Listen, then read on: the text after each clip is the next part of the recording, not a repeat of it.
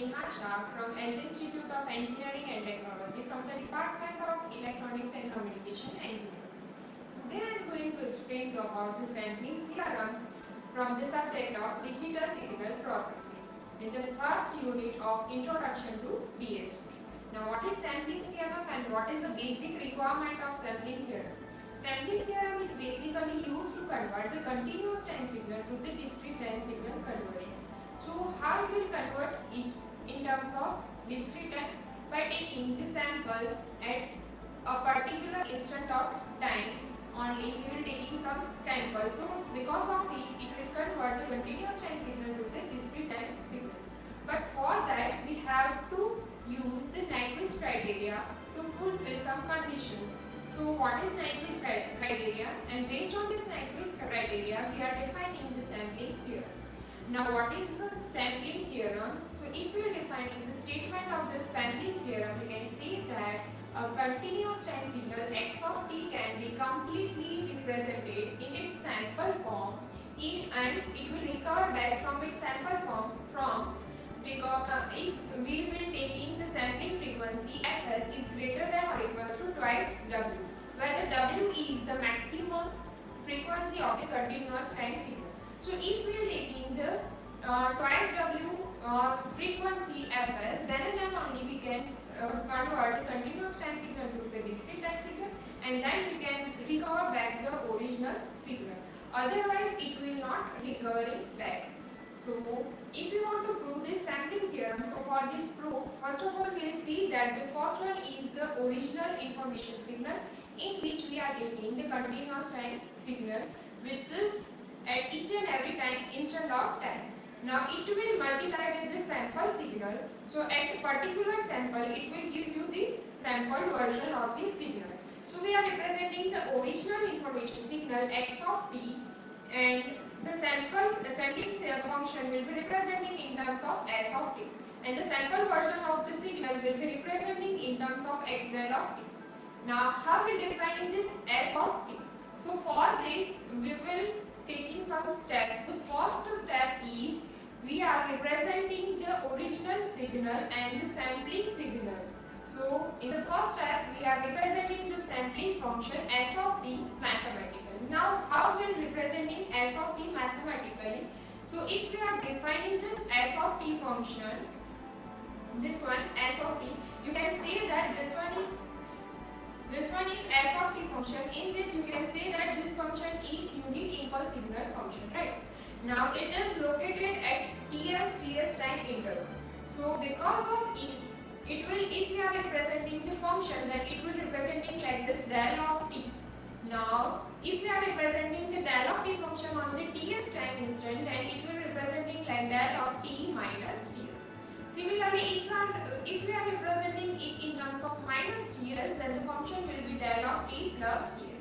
And if we are adding all these functions, all these samples, then all these samples will be represented in this form s of t equals to summation n equals to minus infinite to infinite del of t minus n ts, in which ts is the sampling time interval. Now next step is we are representing the sampled function mathematically. Now what is sample function? It's a multiplication of original information signal x of t with this s of t. So if we are representing x del of t mathematically, then the equation will be x del of t equals to x of t into s of t. Now original information signal x of t will be representing as t will be, it's a representation of n number of samples at ts time intervals. So instead of this t, we will write down n ts. So x of n ts into s of t will be representing as x del of t.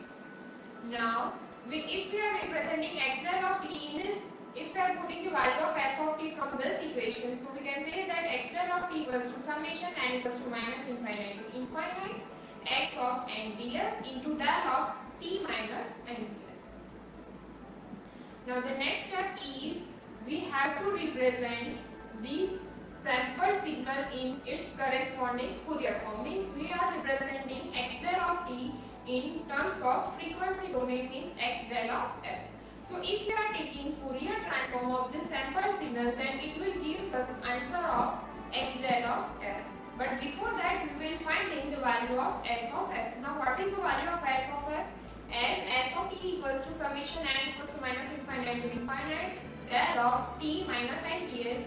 If we are taking Fourier transform of it, then we can say that by using time shifting property, Fourier transform of s of f will representing as s of f equals to fs summation n equals to minus infinite to infinite del of f minus nfs. Now, if we are finding value of x del of f, so how we are finding x del of f? We can say that if we are multiplying two signals in the time domain, then corresponding to it in the frequency domain, it will representing in the form of convolution, right? So if we are taking multiplication of two signals x of t and x of t, so we can find out the value of x del of t. So if we finding the Fourier transform of it, then x del of f will convert like this: x del of f equals to x of f convolve with s of f. So already we had find the value of s of f. We will put in this value in this equation and it will convolve with x of f, so that we can find out the value of x del of f. So if we finding the value of x del of f, then the value will be x of f convolve with s of f, and we had put the value of s of f, which is fs summation n equals to minus infinite to infinite del of f minus nfs. Right. Now, if we are applying the property of the convolution, then we can say that fs is constant, so it will be outside of this summation. And if we convolve these two terms, then we can say that summation n equals to minus infinite to infinite x of f is convolved with del of f minus nfs. Now, we will apply the rule of the unit impulse signal del of f. So if we will convolving the original information signal with unit impulse signal, then we can say that the answer is the original information signal on which the impulse signal is located. So applying to that rule, we can say that answer of this will be answer is information signal x at the instant of f minus nfs. So if we simplify this, then the answer is fs summation n equals to minus infinite to infinite x of n f minus n fs. Okay. Now from this, we will separating this in two parts. First one is for n equals to 0, and the second one is for n does not equals to 0. So if we are taking n equals to 0 in this part, then we can say that it is considered as fs into x of f. Plus another term is summation n equals to minus infinite to infinite n equals to minus infinite to infinite. In this we will not taking n does not equals to 0 x of f minus nfs. Now what is our requirement? First of all, we have taken the original information signal x of t, then we have converted it in terms of discrete time signal, which is x del of t. Then for simplification, we have taken the Fourier transform of it, which is considered as x del of f. Now from that we have to find x of f. So from this equation of x del of f, we have to find out the value of x of f, so that if we are taking the inverse Fourier transform of it, then we can find out the value of x of t. So from this we will removing the second part, so we will finding the x del of f equals to fs into x of f only, and from that we will finding the value of x of f, and if we are taking the inverse Fourier transform of x of f, then we can find out the value of x of t. So we will filtering the second part, so for that we have to use filter. So x of f will be representing like this: 1 upon fs x del of f minus summation of this, means the second term. Now this will be goes in the filter, so for that we will take a range of f in between minus w to w, because we have taken fs is greater than or equals to twice w, right? So I am taking the range in between minus w to w, so the second term will be removed. So the final answer of x of f will representing as 1 upon fs x del of f. Now in this we had taken fs is greater than or equals to twice w, so the minimum value of fs equals to twice w. So fs equals to twice w. So if we put in this value in this equation, so x of f equals to 1 upon twice w x del of f.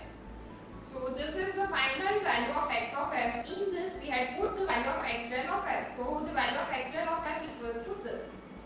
Now if we are taking the Fourier transform of any signal, then we can say that its value equals to summation n equals to minus infinite to infinite x of t into e raised to minus j omega t, right? But in this, instead of t, we will taking n into ts. So the term will becomes like this: summation n equals to minus infinite to infinite x of n ts into e raised to minus j 2 pi f n ts. So from this equation we can find out the Fourier transform of x, which is x of f. Now the next term is the Ts. What is Ts? Ts means it's a sampling time and it's the inverse of the sampling frequency Fs.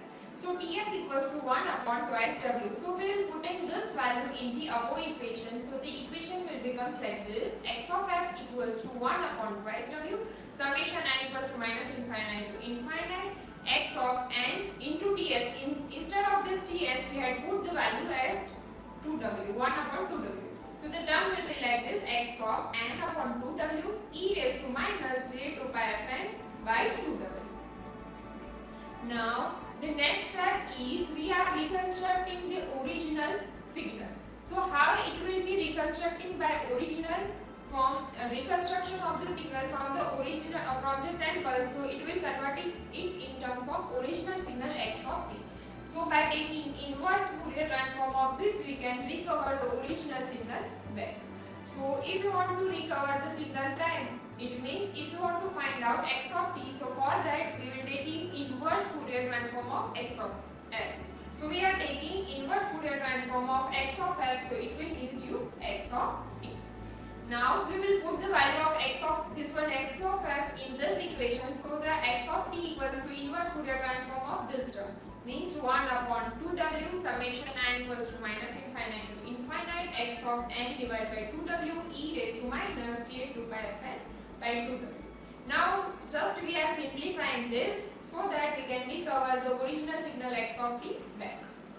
So if we are simplifying this function, then we can say that x of t equals to, now we had taken the range as minus w to w. So we taking in the inverse Fourier transform. What is the equation of inverse Fourier transform? Its equation is x of t equals to integration over minus infinite to infinite x of f e raised to j omega t df, right?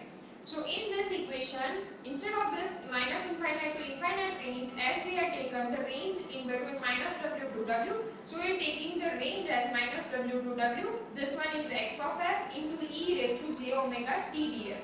Now instead of omega, we had taken j 2 pi f. So the term will be e raised to j 2 pi f df.